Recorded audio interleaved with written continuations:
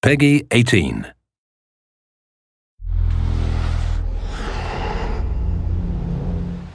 Hi, my name is Ashraf Ismail, Game Director of Assassin's Creed 4 Black Flag, and I'm very proud to be showing off the Caribbean open world. Here, we're going to start with Edward. After completing a few missions, he's met up with the assassins, but he's not yet bought into the creed, so he still has this selfish need for fame and fortune. Edward is one of the most unique characters we've created for the Assassin's Creed universe. He is a man who is still trying to figure out who he is in life and what he wants to get out of it. At this point in the story, he still wants that fame, so one way to get it is to complete these assassination contracts. This is a way to make money and to gain a bit of notoriety. So here we go. We have 2 targets to take out, 2 Templar brothers. So we're going to accept the contract, and the world map is going to show us where this contract takes place. So we see here that the contract is actually very close to us. It starts in the village we're in, but as we zoom out, we want to show you the world that we have. Many locations, over 50 locations, centered by Cuba, the Bahamas, and Florida up north. This is a massive world. There's a lot to find and do in this Caribbean Sea. But now we'll get back to the Fisherman Village and go after our targets. The Fisherman Village, it's one type of location in this world. It's really here as a convenience to the player. This is where you can start missions, where you can shop to upgrade Edward and the Jackdaw itself. It's really about the mood and the ambiance of the Caribbean Sea. In the distance, we have a tavern that we're approaching. Taverns are places where you can hire crew, play mini games, drink if you wish. But for now, we're going to focus on the targets and take them out.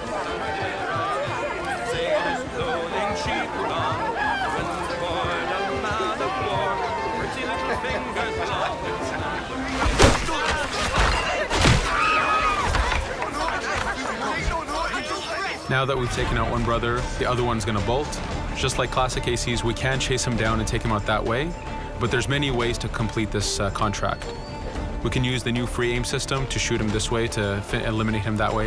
We can jump onto the ship and take him out with his crew, but instead we're going to let him escape into the sea and follow him with the Jackdaw. This is your ship. This is the second main character of the game. You're going to have to customize and upgrade the ship as you go on this journey with Edward.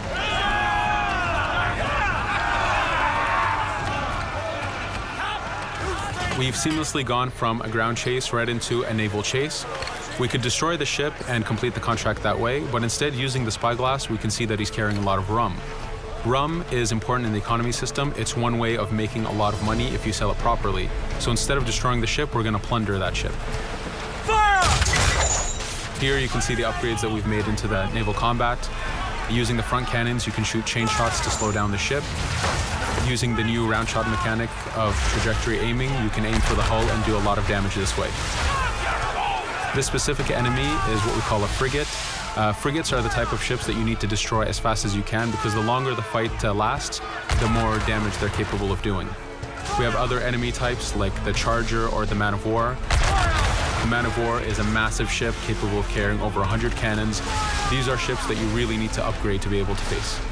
But now that this frigate has been demasted, we can start the boarding. Boarding, it's very important. You are a pirate. This is how you gain cargo. This is how you take on ships. So here we can start the boarding from any orientation or angle we wish. The distance even matters. If you get too close, the 2 crews will just jump right into each other. If you start a bit further, you can jump in the water and go in for a sneak stealth attack. We have 2 objectives to accomplish for this boarding. We can take out the captain, and we need to take out some of his crew. So using the swivel gun, we will efficiently take out a lot of the crew. And now we'll go for the captain using Edward's navigation abilities. Here, again, using the new free aim system, we have a dangerous enemy on the other side taking out our crew. We can easily take him out with a headshot. So what we see here is that 2 ships have come together to create this 3D environment where, using your assassin abilities to navigate, to be stealthy, you can take the advantage and get the kill by surprise. Now that we've taken out the captain, we still need to take out a few of the crew members to complete this boarding. Now that we've plundered the ship, we're going to gain that rum that we saw earlier, but we're also going to gain ammo and crew members and some gold. With every boarding, there's 3 options that you can do with that ship. You can gain crew members, you can send the ship to your fleet if you wish, or you can salvage a ship to repair the Jackdaw if you took too much damage in the fight. In this case, since we did well, we're going to send the ship to our fleet. Now that we're back in the Caribbean Sea, we needed to make sure that every minute something is being advertised to the player, something new for the player to do. In this case, we have this uncharted location. These are what we call playas. We have over 75 of these in the Caribbean world. Every playa has something very important for the player to find, something that will help in upgrading Edward or the Jackdaw. So it's in your advantage to explore these locations.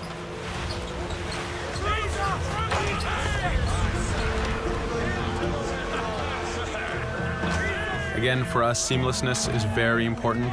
We needed to be able to explore this Caribbean world without having too much interruption in the action. So being able to just let go of the wheel anywhere we want, jump into the water, and swim over to that location. This is very important for the mood and the immersiveness of this Caribbean open world. Here, as we get on the playa, in the distance we can see that there's a faction battle, but closer to us we can see that there's this poor drunken sailor who's passed away. But being a pirate, of course, we're going to loot his body and see what he has for us.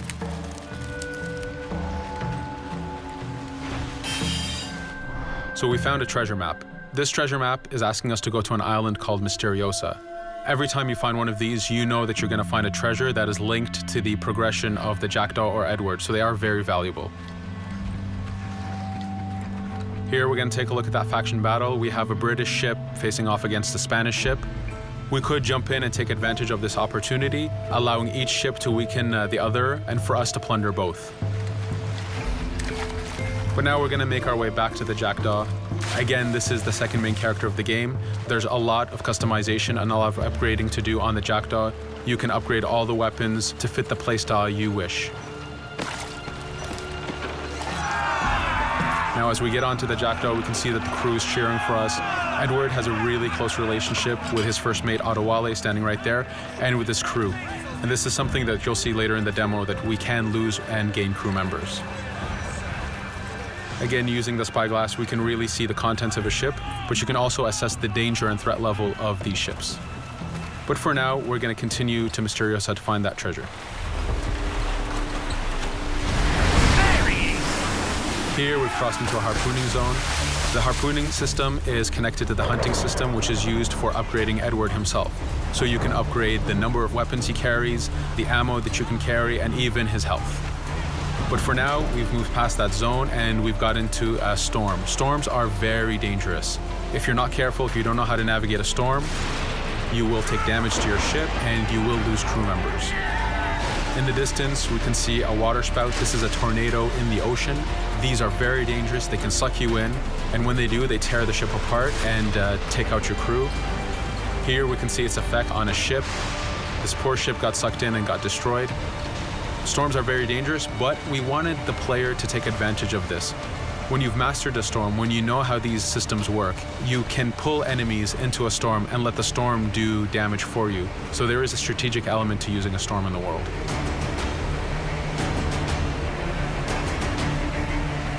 Here we can see that the storm is dying down a bit, but there's still this torrential downpour. It was very important for us to get the real mood of and the atmosphere of the Caribbean in the weather cycles and in the daytime cycles.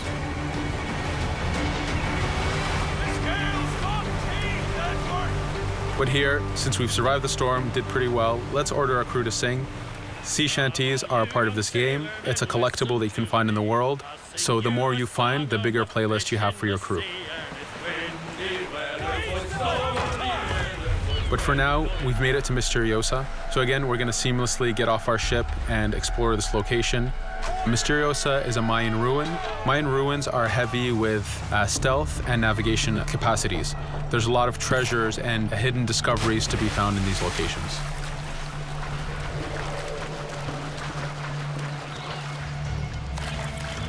If we recall the treasure map, the treasure is hidden behind a temple.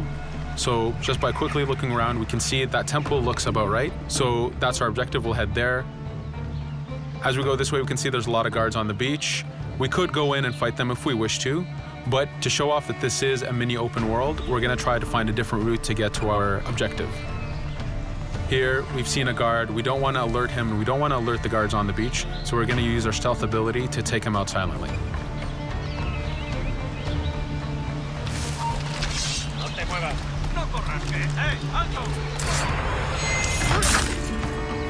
With AC3, we were able to push the navigation in the frontier, which means using natural environments like trees and rocks and so on. Mayan ruins are the perfect place where we mix man-made structures and these natural environments. So you really get to feel how far the navigation abilities of the assassin have come since the original game. In the distance there, we can see another part of the island being blocked off by a patrol of guards. We're going to avoid it for now and go for that treasure.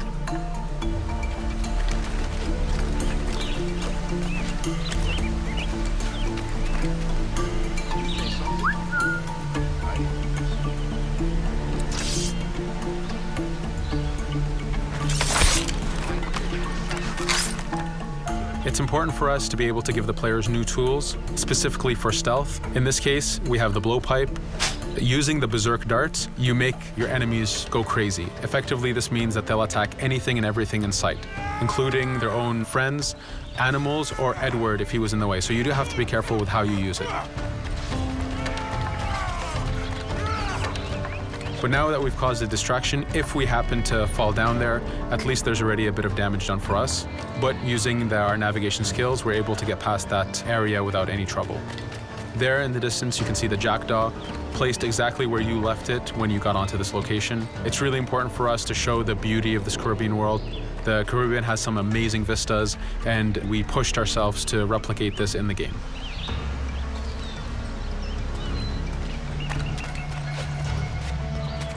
As we continue forward, we can see in the distance there's a couple prisoners that are taken hostage.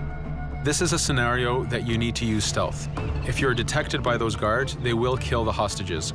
So in this case, it's to your advantage to use the environment to figure out how you can take out those guards without being detected. In this case, it's 2 guards, so it's not too hard. There are other scenarios where you have more guards and you have to figure out how you can take all of them out at the same time.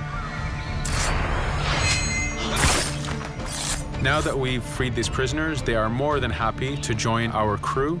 This is just one way of gaining crew members. As mentioned earlier, there's the taverns. There's actually many different setups of gaining crew.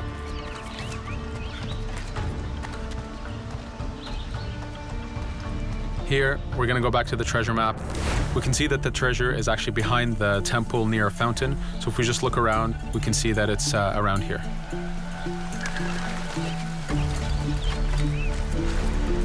Now that we've found the treasure, what we've actually found is a blueprint. Blueprints are incredibly valuable for the upgrading of the jackdaw. This is how you can upgrade the biggest and most devastating upgrades of the ship. So here we're approaching a reach high point. Just like classic ACs, synchronizing with a reach high point reveals the contents of a location and the map itself. But as an added feature, because this game world is so huge, there are many different locations, this also becomes a fast travel point. So now you can, by synchronizing, now you can come back here anytime you wish to collect those treasures that we passed up a bit earlier. Here we've reached the end of the demo. This was a tease of the open world that we have. We're very excited to be able to show off this game and to let you play it very soon. Thank you for joining us.